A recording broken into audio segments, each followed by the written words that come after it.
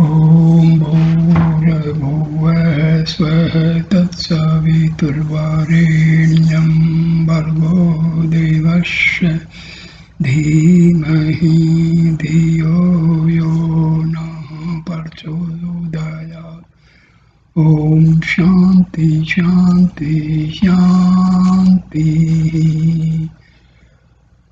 Dear friends, today I will talk about a brief introduction to the Upanishads. What is the meaning of Upanishad? What is their importance? And what are the important terms used in Upanishads? I will explain briefly. The Upanishad constitute the end part of the four Vedas, namely the Rig Veda, Yajur Veda, Sama Veda and Athra Veda. Hence they are also known as Vedanta, meaning end part of the Vedas, the last part of the Vedas. They represent the highest thought of the Vedic religion and so also Hinduism. The Vedanta school of philosophy is derived mainly from the knowledge of the Upanishads only. It has many branches such as the Dvaita, Advaita, Vishishtadvaita, Dvaita, Advaita and so on. All these schools acknowledge Brahma as the highest supreme reality and the whole creation as his manifestation, emanation or projection, representing the alternate reality or the illusion, that is Maya. Understanding Brahma and our relationship with him is crucial to spiritualize our lives and achieve liberation by practicing dharma and exemplifying God's eternal duties upon earth. See, Brahma and Atma. Just try to understand. Water. Water you take from ocean, sea, a pond, a well, or just one glass of water. The constituent part of water are 2 atoms of hydrogen and 1 atom of oxygen. Same way, soul and Brahman cannot be separated, as water contained in a tumbler or water contained in a vast ocean is same. Same way, our soul and Brahman, God is same. So, very simple thing, but very important. The meaning of the word Upanishad. What does the name of a Upanishad stands for? 2 possible traditional meanings have been ascribed to the word Upanishad. According to the first, Upanishad means sitting near or down. One is the preceptor, guru, teacher, and the other one is the pupil, the disciple or shishya. So when the shishya is sitting near to his guru, we call a teaching is given to the pupil who is sitting nearby to his guru. It refers to the way the Upanishads were taught to the students in ancient India. The knowledge of the Upanishads was confined to a few teachers who were either Kshatriyas or Brahmanas. They directly passed down the knowledge in person to a few select students according to their merit and under an oath of secrecy.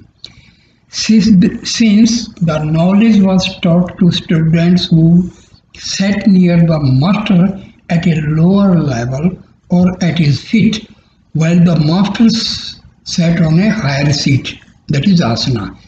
His teaching was called Upanishad. That means teaching imparted to a student who is sitting near to the perceptor. Since secrecy was associated with the teachings, the knowledge of the Upanishad is also known as the secret knowledge, good knowledge, at most secret knowledge. That is ati good. Why it is secret? See, anything which cannot be seen or felt by our organs of knowledge, so that is secret. Because we believe things which can be seen by our eyes or can be experienced by our sense of organs. Otherwise, everything is secret only.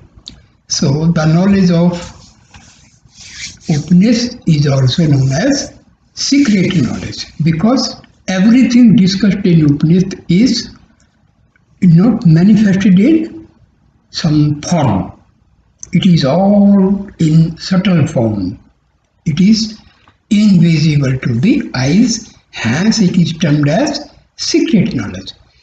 According to the second interpretation, Upanishad means the knowledge which destroys the bonds of ignorance and leads to liberation. The knowledge of the Upanishad is essentially the knowledge of Supreme Self, that is Brahman, and the individual self, Atman. Atman and Brahman in reality is same. There is no difference. But only thing, when the same self is confined in a body, so that is known as Jiva. Okay.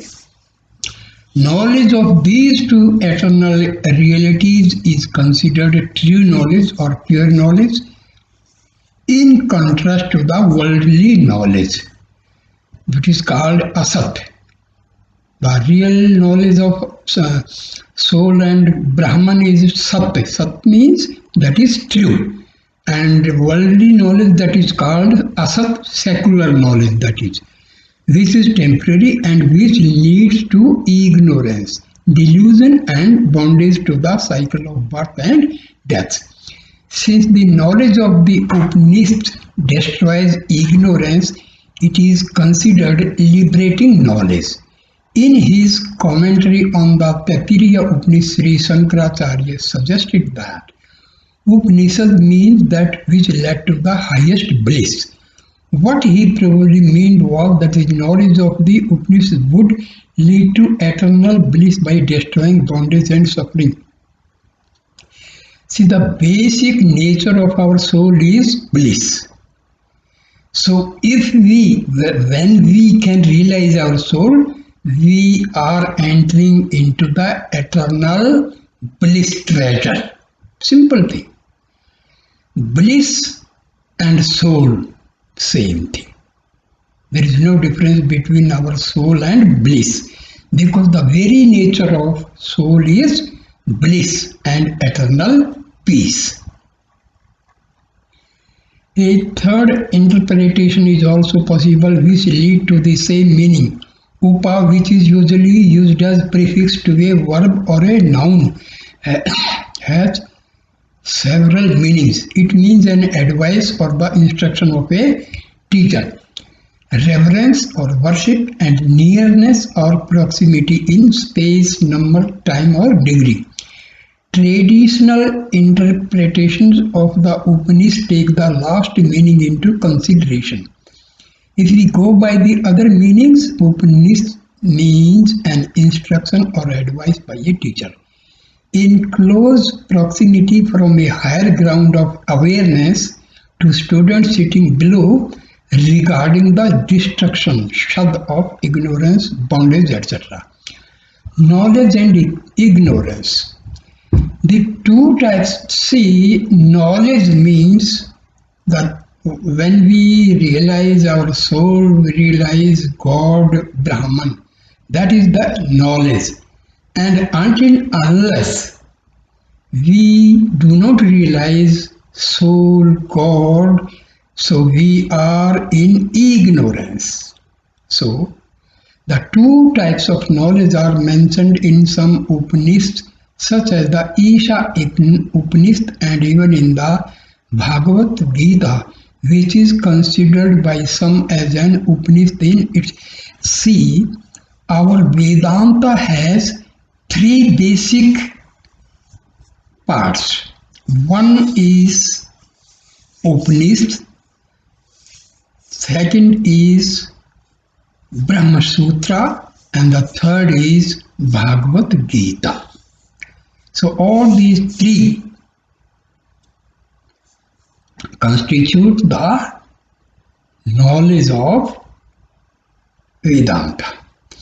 They are the knowledge of the rituals, Karma Kanda, and the knowledge of the liberation, that is Jnana Kanda. They are also alternatively described as Vidya and Avidya, knowledge and ignorance. Vidya is the knowledge of the self, that is Jnana Kanda, which leads to liberation and immortality. Those who attain it go to the world of Brahma by the sunlit path of important gods, Devyana. Avidya is the knowledge of sacrifices, rites and rituals, including worldly knowledge which helps individuals to appease gods and fulfill their desire. It leads to rebirth and suffering and extreme cases to punishment in the lower darker worlds. See, this is the conception of hell and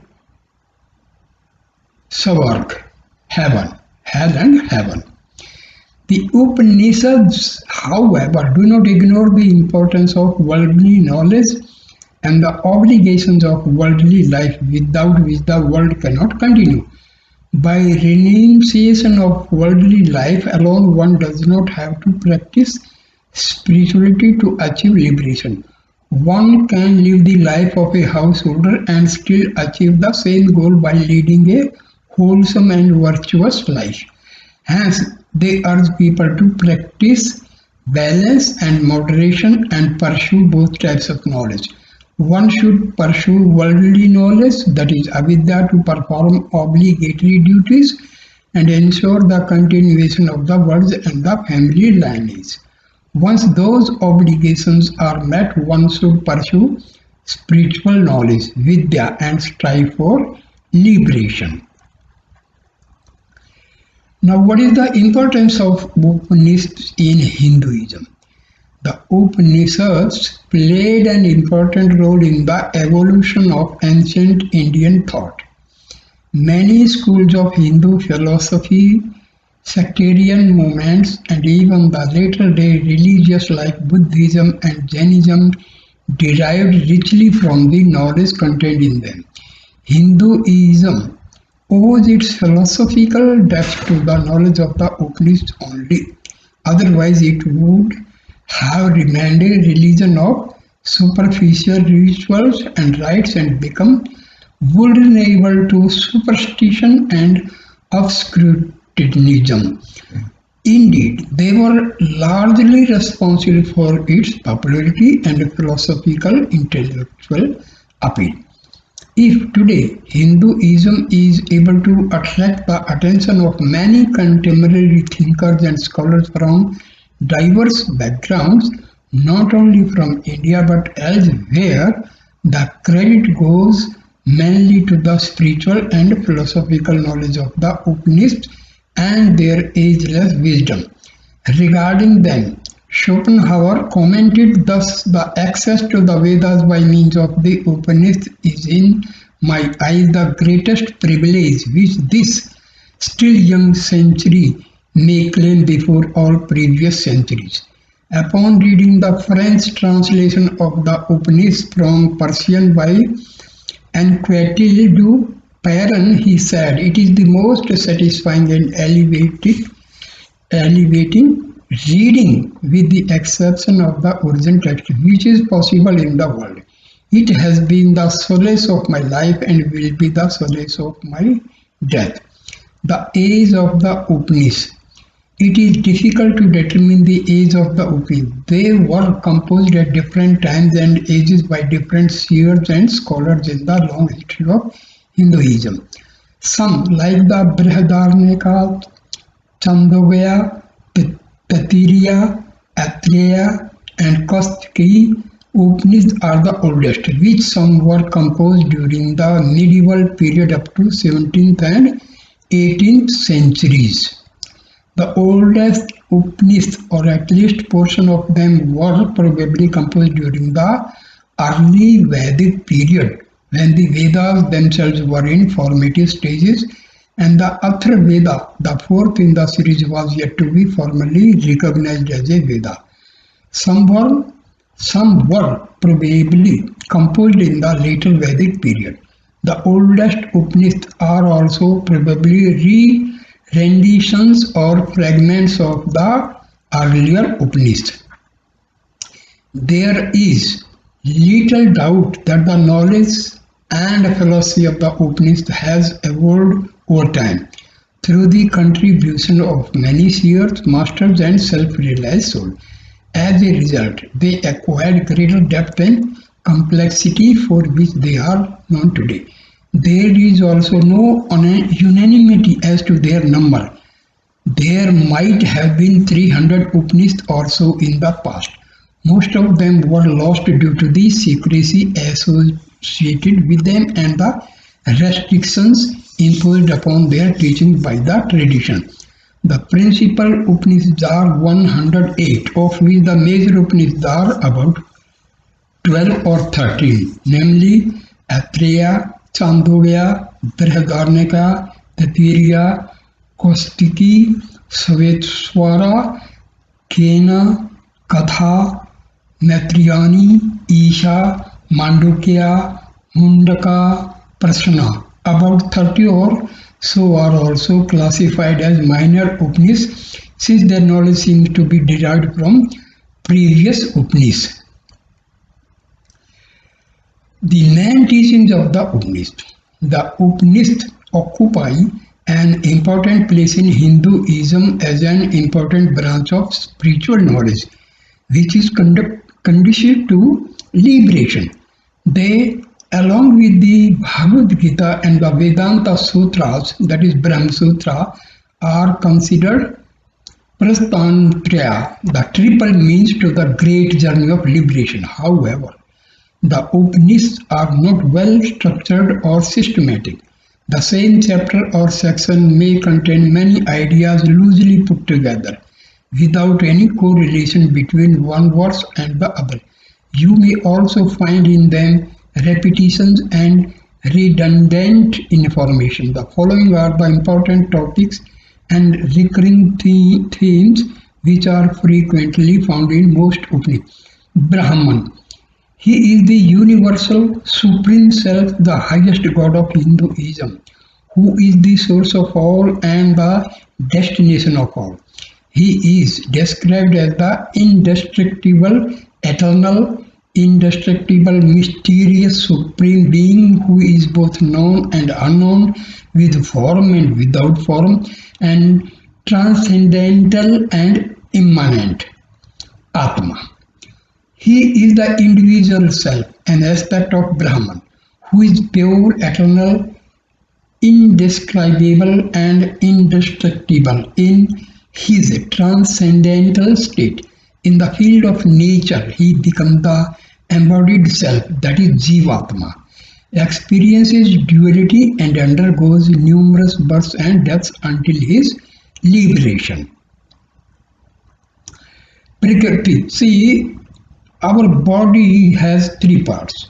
One is the physical body, which is the skeleton, bones, and second is subtle body, ethereal body, that is called. That is your mind, your intellect, all these things, prana, upaprana. So this constitutes the subtle body, ethereal body. Third is causal body, Karan Sarir. So that is associated with soul. Then Prakriti.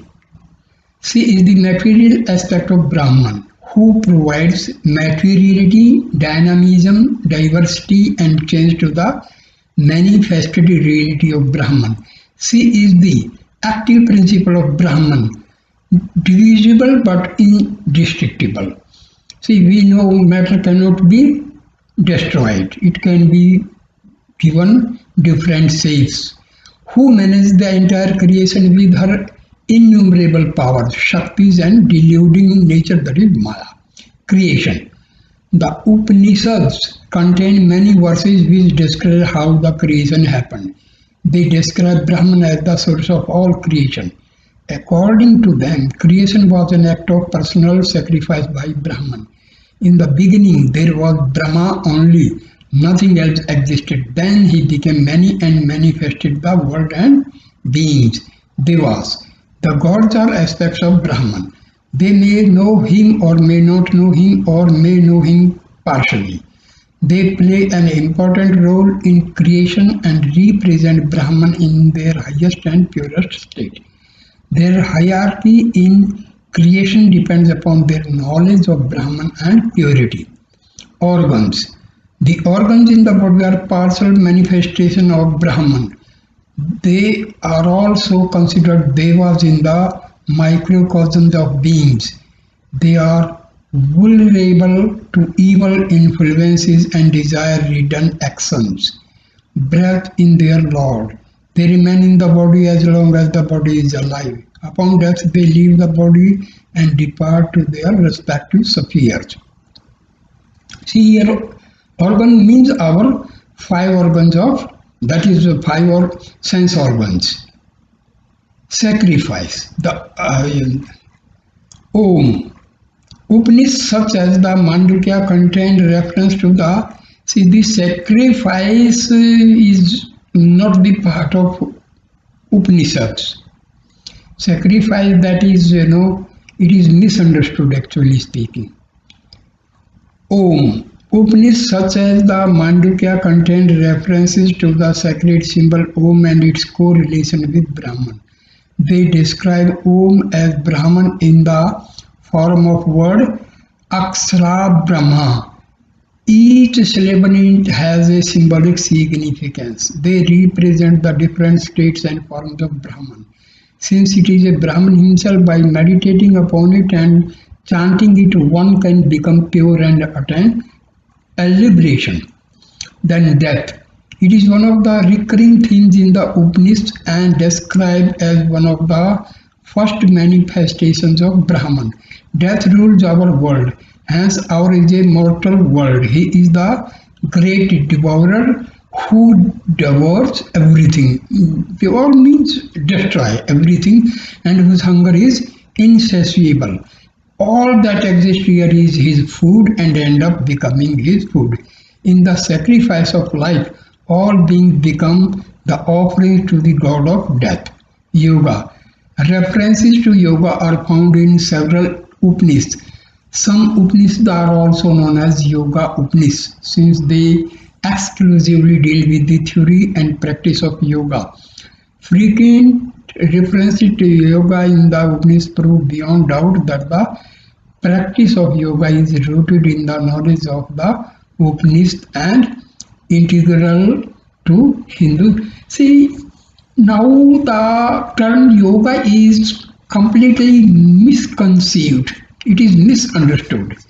Now doing some asanas and mudras and all is known as yoga as on today. But yoga actually means uniting the soul with Brahman. That is the actual meaning of yoga. But nowadays it is all doing some asanas and all, pranayam and all. So that is misunderstood. Rebirth. The Upanishads explain the process of rebirth, what happens when a person dies, how the soul leaves the body and departs to the world of ancestors, how it returns to the earth and takes another birth. They also explain the circumstances which lead to rebirth. According to the Upanishad, both men and women play an important role in the transmigration of souls and both act as carriers. I'll explain this reincarnation in another video. Now, next term is karma. The idea of karma is mentioned in some earliest Upanishads such as the Brihadaranyaka Upanishad. They explain how desire-ridden actions subject the body to impurities and lead to the rebirth of the souls in the mortal world, which those who indulge in most sinful actions fall down into the lower worlds and are reborn as women and insects. Worms and insects. Liberation. The ultimate goal of the Upanishad is to help humans achieve liberation by overcoming their desires, ignorance and delusion. They explain the importance of cultivating purity through detachment and renunciation, and by contemplating upon the self. According to the Upanishad, liberation means freedom from birth and death. Mahavakyas. The wisdom of the Upanishad is often condensed into short statements or phrases which are traditionally used in spiritual discussions and contemplation. They are known as Mahavakyas. The Upanishads contain important Mahavakyas such as Aham Brahmasmi, I am Brahma. Prajnam Brahma, Brahma is intelligence. Tat Tavam Asi, you are that. Apart from the above, the Upanishads also contain references to the esoteric rituals, anecdotes about seers and sages, important conversations and dialogues about the self or Brahman, references to the historic events and ancient belief systems, social and religious practices, caste system, status of women and nature of consciousness and types of spiritual knowledge, that is Brahma Vidya, etc. Conclusion. The Upanishads elevate our thoughts and expand our awareness. They not only represent the unity and oneness of the whole existence, but also remind us of our unity and oneness with Brahman.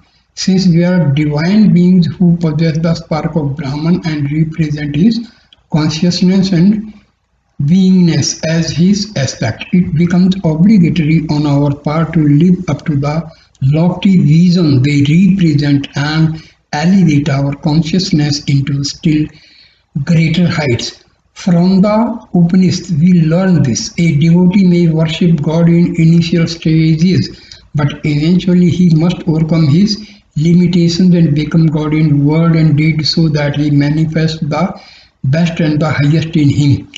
Through perseverance, faith, and purity, he must transcend mortality and enter the realm of Brahman. This is the most important message of the Upanishad. Truly, the Upanishads are the greatest contribution of India and Hinduism to the religious and philosophical wisdom of the world. There is no exaggeration in stating that even a cursory study of the Upanishad is bound to change our thinking and ways of living. They point to the possibilities and opportunities that await us in the spiritual realm. Unfortunately, although the knowledge of the Upanishad is now freely available to all, many Hindus still tend to focus on the knowledge of the rituals rather than the knowledge of the Upanishad. It is probably how the world is meant to be, as the Bhagavad Gita suggests. Out of millions of people, only a few people inspired to pursue the knowledge of the self and liberation. So, here actually Upanishad, their focus is liberation. The liberation means we are free from the cycle of death and birth. That is the main aim of, that is the main meaning of liberation. Upanishads, they focus on meditation part, not on the karma. As per Upanishad, karma and liberation both are not much correlated. See, people they go for charity and all, so these things they purify our mind, our wisdom. But for liberation, we have to destroy our ego. That is the most important part. Because in day to day life, we are related to people through our ego, through our mind. Soul of each individual is same. The basic nature of soul is bliss and eternal peace. So our day-to-day connection with other people is through our ego. Now ego means false I. We have two types of I. One is the true I, that is our soul. The other one is the false I, that is our ego. Now this ego is nothing but ignorance. When we identify ourselves with the body, so this identification of I with the body is known as ego. So we have to destroy this ego. All these subtle impressions collected in the previous births constitute our chit. Impressions are stored. So our day-to-day work, what we do, that is known as karma. See, karma, when we think about something, repeatedly think about something, then it constitutes our subtle impressions, what we call as sanskaras. And these thoughts, they embedded in our chit, and we call them as vasanas, propensities. These vasanas are completely controlling our life. See, sometimes we may determine not to do this thing, that thing, and all, but we are compelled to do the same thing. Why? Because we are completely controlled by our vasanas, completely controlled by our sanskaras. That is the main thing. So, in Western psychology, people they say conscious mind, subconscious mind, unconscious mind, superconscious mind. When we discuss something with other people, that time our conscious mind is working. See, we may promise to do something, we may determine to do something, that is with the help of our conscious mind, but finally we find that we are not able to do the thing what we have promised to do. Why? Because our actions are controlled by our subconscious mind. Dear friends, this subconscious mind is nothing but our soul. Remember this. This is a very, very tricky question. Our mind is nothing but the repeated thoughts arising from the soul constitute our mind. So there is nothing like that subconscious mind, superconscious mind, unconscious mind. When we are talking in awake position, when we are awake, That time we discuss, we think, we describe so many things. That is our conscious mind, that is mind. But our actually source of power for the mind is our soul.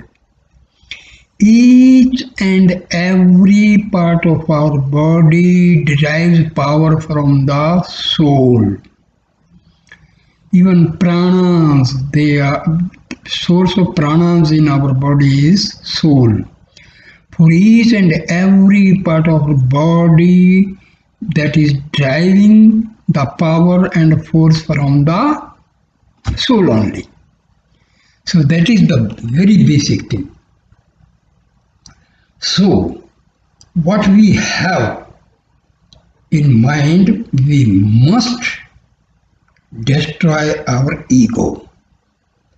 The conception of identification of the I with the body, that is ego. We have to destroy this conception. Then only we can realize our soul. Until unless we destroy the ego and mind, we cannot realize our soul. That is the basic purpose. When the ego is destroyed, mind is destroyed, and we are completely vanishing our tamasic and rajasic basic natures and enter into the sattvic nature. See, sattvic nature, all spiritual people, advanced spiritual people, their nature is sattvic. Our complete nature, is divided into three parts. One is rajasic, then tamasic, rajasic, and sattvic. People who are called holy, who are called sages, who are called mahatmas, their nature is sattvic, means associated with purity and truth. Tamasic means people who are completely indulged in this worldly affairs, worldly life. uh, those they are tamasic in nature. They are not worried about who is God, what is soul, and all. They are nowhere near to the spiritual and religious aspects. Then Rajasic means people who are more worried about their name and fame. They are very active people. So they are, and those who are completely inclined towards God, towards spiritual aspect of life, they are called sattvic. So, dear friends, this topic was about Upanishad. Time to time, I will take different topics and explain. So, my dear friend, I have a request to make. Please comment, like, share, and subscribe my channel. Thank you. Om Shanti Shanti Shanti.